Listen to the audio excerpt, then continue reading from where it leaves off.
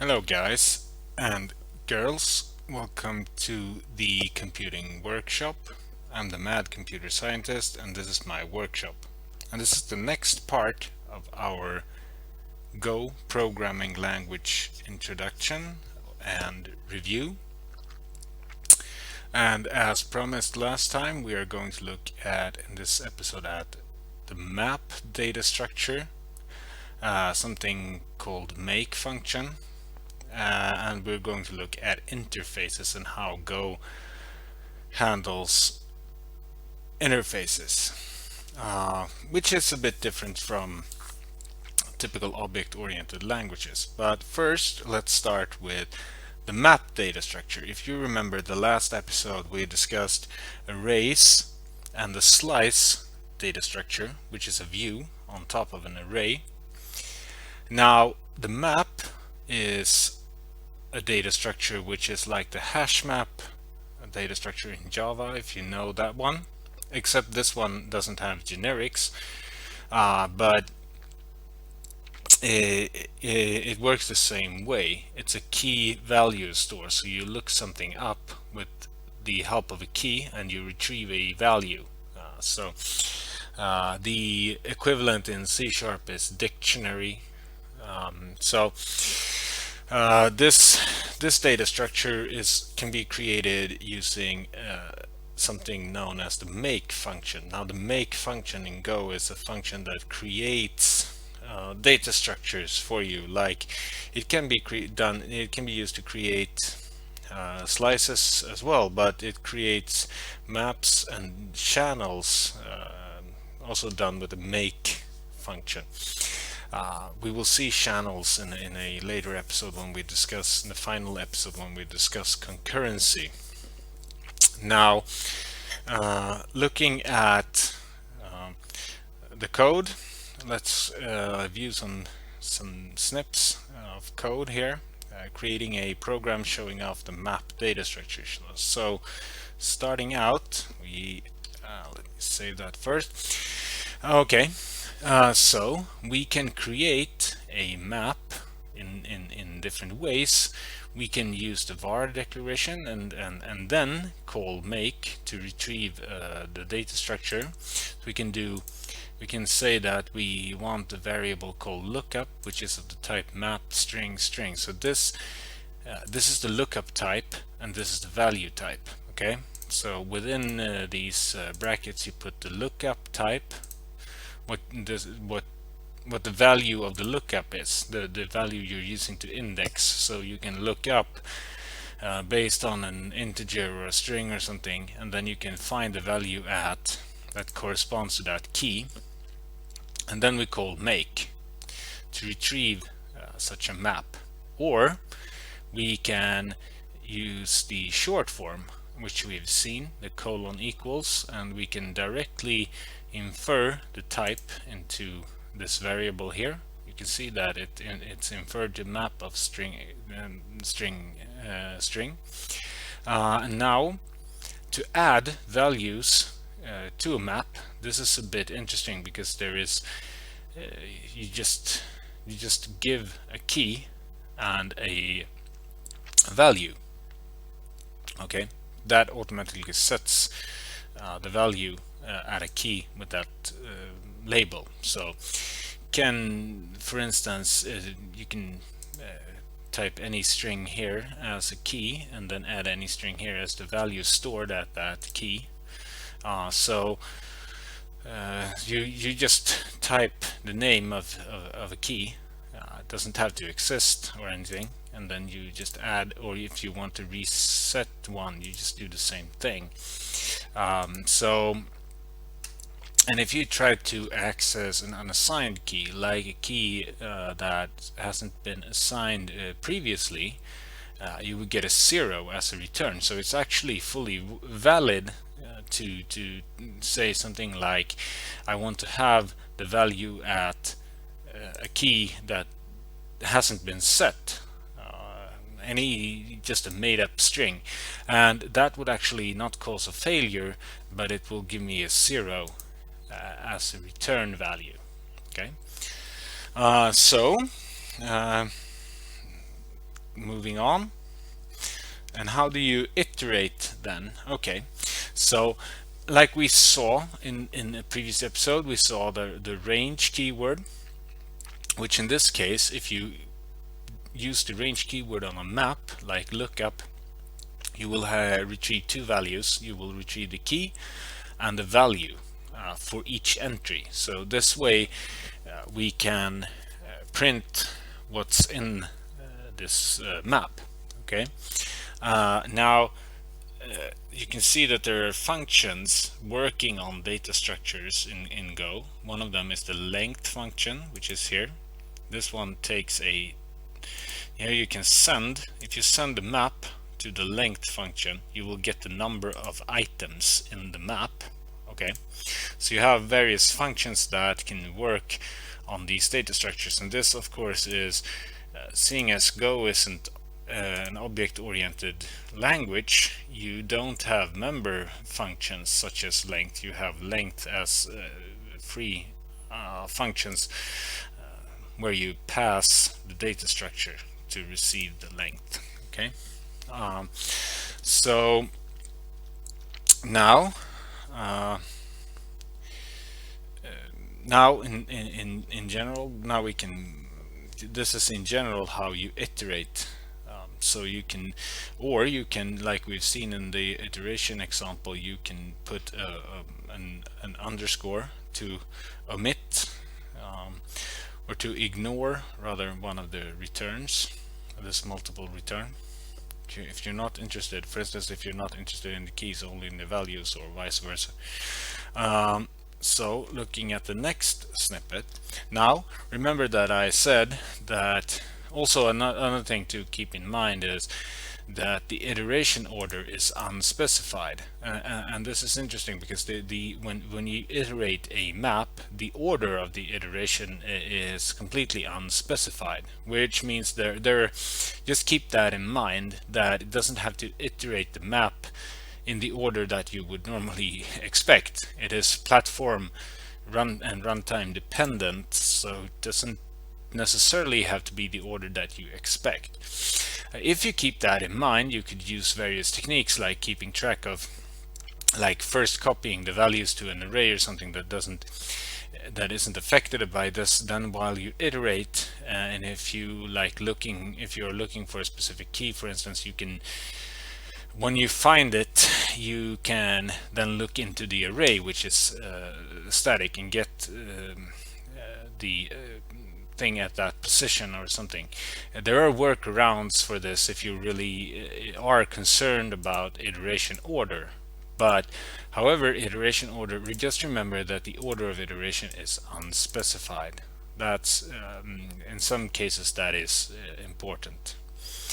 Now, when I said that the return value is 0 if it's an unspecified key, if you try to look something up at a key with a hash key, a key that hasn't been set to anything, doesn't exist, you don't get an error, you get a 0 return. But what if the value can be 0? What if you are returning, what if you store integers here and one of the values can actually be 0? So you're actually interested in the 0 for logic purposes. How could you determine if it's an actual value return or if it was just unassigned? Well, in those cases, you can use the multiple return of the lookup.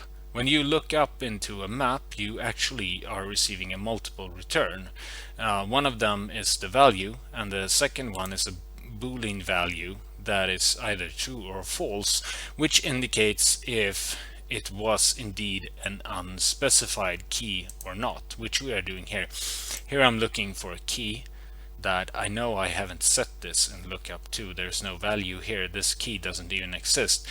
Value would be 0. But what if I was interested in if 0 was a valid assignment? I wouldn't know unless I use the second return, which is of type bool, and I will look into this. This is a typical thing you often see in Go programs, and then you check the OK value. to determine whether it was unassigned or not. Okay, so now moving on to the final part, and like I said, there are functions like length that work on data structures. Another one is delete, which is used to remove values. So here I am interested in removing this key value combination. So I give the hash, the indexer, the key, and also I first pass the map to the delete function. Once again, note that there is no such thing as member functions per se in Go.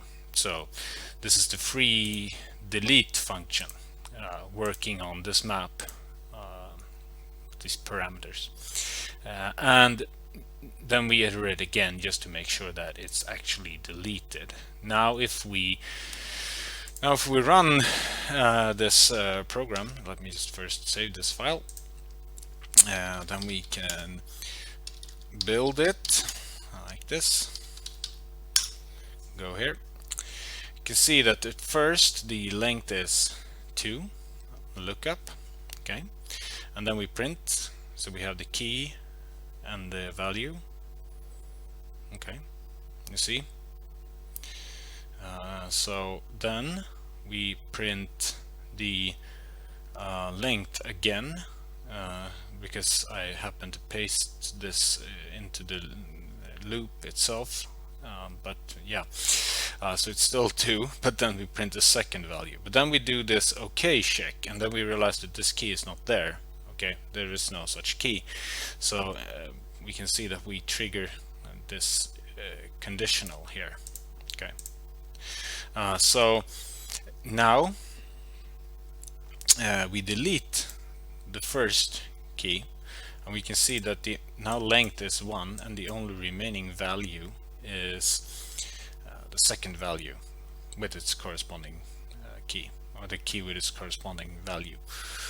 So that's how maps work, and this is one of the base data structures of Go, along with the array, the slice, and sort of the channel, but we will get into the channel construct when we are discussing concurrency and Go routines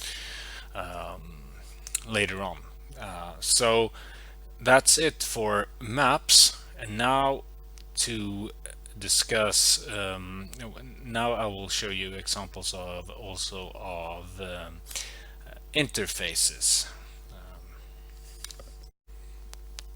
So without further ado, let's look at an interfaces example and how Go handles interfaces. Now interfaces is a common part of OOP, where you often hear the notion program to an interface. You declare a method as receiving an interface type and not an actual concrete type. And an interface describes not what something is, but what something can do, which is important in OOP, because then you can decouple parts of the implementation from what will be sent to the various utility methods and so on. So you can loosely couple the implementation of something from the actual use of it. So you're just referring to it as a contract, a set of things that this thing can do. One example would be a VHS player and a tape recorder, and yes, I am old. They both have the play button, and they will both have a rewind button, and consequently methods in OOP. So you could say that it's a I don't know, a record playing device as an interface type, and then you could just say record playing device dot play, and it doesn't really matter if it's a carryable Walkman tape recorder, if it's a VHS player. You just call the method. So Go, not being an OOP language per se still has interfaces, and this is quite interesting because this allows you to do certain fancy things like passing around stuff based on the interface types. You can call functions and pass in an interface type, and then it will assume that a certain set of functionality is available. So this we will see how this works. It's also interesting that in Go you don't have to declare that you are actually implementing an interface like you would in, let's say, Java with the implements keyword.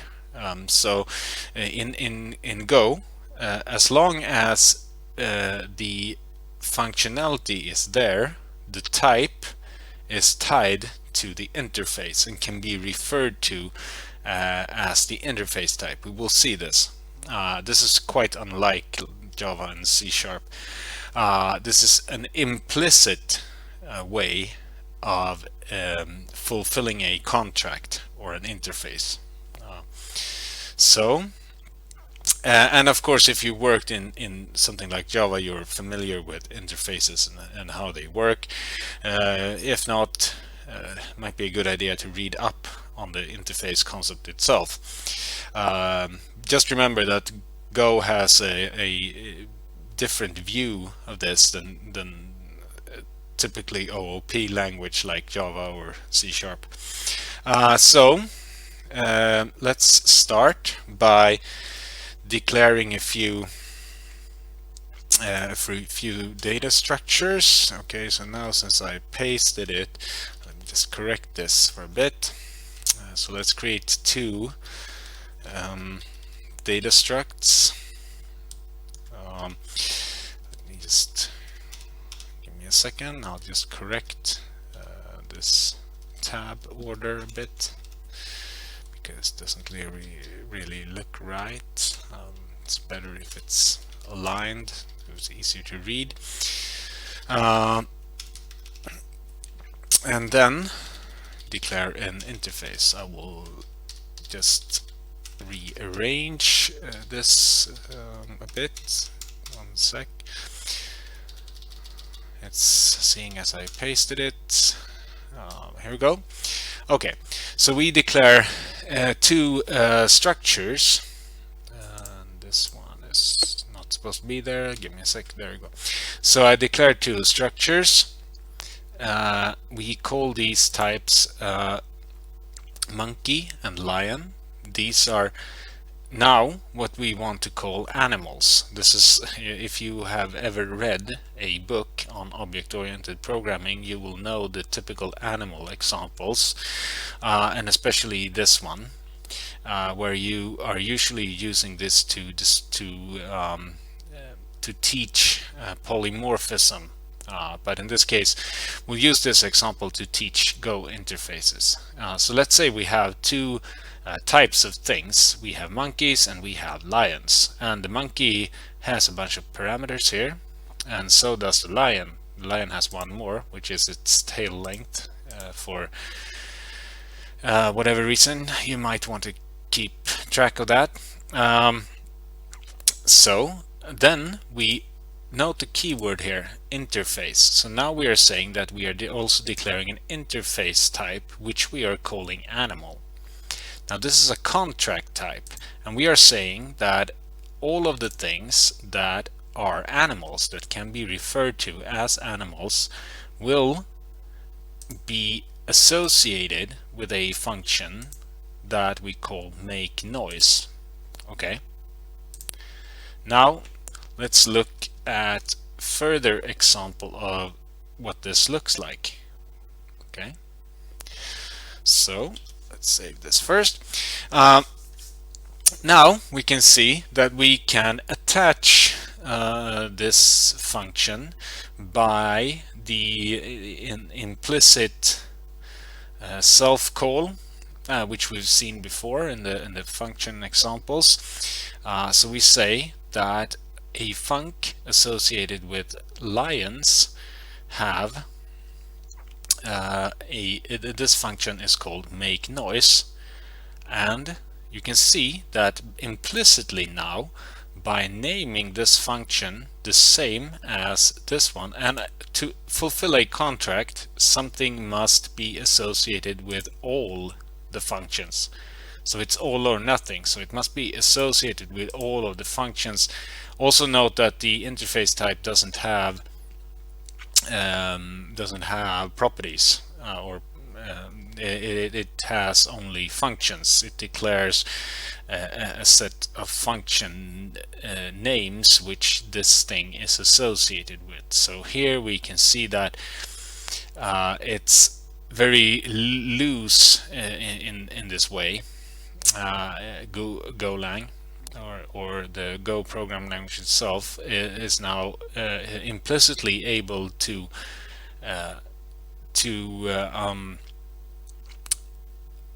find out, or to assume that the lion fulfills this contract that we are calling animal, because it is now associated with a function called make noise, which is the only function required by the interface. Same goes for the monkey. So we create this association with our monkey type as well, and they have different implementations of this function depending on which self-caller, which self-assigned caller association is made. So if we make it from the lion type, we get this one. If we make this call from the monkey type, we get this, like we saw in the functions examples we looked at. But now we are also fulfilling this interface, and this leads to another thing. We will be able to refer to both of these as animals because they fulfill this contract. So we will look at this shortly. Now, if we look at this, we can also, instead of associating, we can pass things around to functions by referring to them as the contract or the interface type. So this is more like what things look like in, for instance, Java. So here we say we have a function called sound, which takes a parameter called the creature, which we say is of the contract type or interface type animal. So this means that anything that fulfills this animal interface type contract can be passed into here, and this function will then not know the actual type of the creature. It will only know that by looking at the contract, it knows it is associated with something called make noise. So it can do this. It can do the creature dot make noise. So it's self-implying that this is associated with make noise by these associations. So very powerful thing for creating certain types of separation in your architectures, a separation of concerns, and you also want to have loosely coupled things. So now if I wanted to add another animal, this function wouldn't need to be changed at all. I would just need to write a new implementation of this contract for this new type that I created that could have entirely different properties. So now we can look at the final part of this code, which is just the main method where we add the, let's see where this is one too many, I think. Let's look at this. Here we go. So here we create two animals, because they fulfill the contract, right? Remember? One we call myMonkey, which is of the monkey type, and one is of the lion type. We call it myLion. And here you can see that we can do, now we can call the functions as directly, like we're doing here, or we can call the functions like this. We call the sound function, and now as this receives something that fulfills this contract, we can pass either the monkey or the lion into this sound function, and it will still work, because it doesn't care if it is a monkey type or a lion type. It only cares about that this fulfills this interface, which they implicitly do by having the make noise method. And this is the regular way of calling, which is not using the interface type. Here we're using the direct type, which is actually a monkey and a lion, whereas in this case we are using the interface type. So we are referring to both of them by this contract type. Okay, so if you haven't seen interface type programming languages before ever, then this is probably a bit confusing. But if you're used to Java or C# or something where interfaces is quite a prevalent thing, then this should be simple enough for you to understand. It's just that it's implicit. That's the important thing, that it as soon as you have all the associations of an interface type, you don't have to do anything to use it as that type, because the compiler will be able to tell that it is actually fulfilling this interface and make your program work. So let's look at what happens.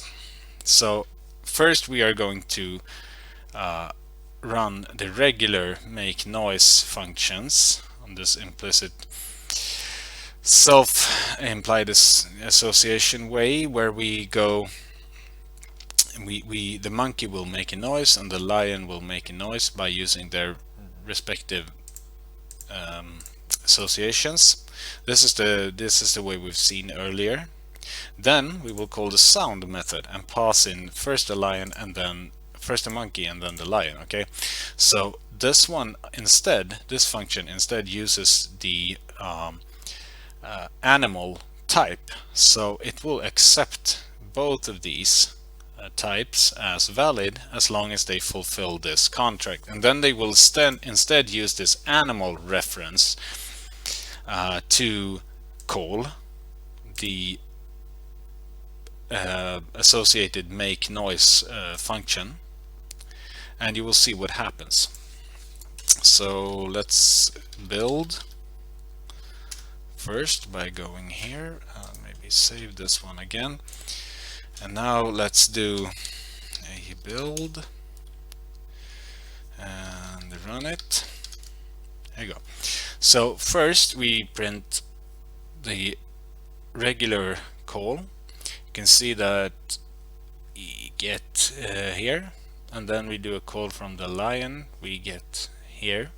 Okay, but then as we do the sound methods or the sound function here, you can see that we can pass either of them as long as we refer to it by its interface type, which they implicitly fulfill by having this association with the make noise function declared in this interface type. So maybe a bit confusing, but this is how interfaces are used in Go, and as you can probably make out, it is quite powerful, because you can create functions where you program to a contract, and then you can use this functionality to implicitly just declare all of these required functions and associations, and you will implicitly fulfill the interface. So there's nothing else needed. It just works. And that concludes our episode for today. And in the final episode, we will look at channels and Go routines and basic Go concurrency, one of the main features of the Go programming language. So thanks for watching, and see you then.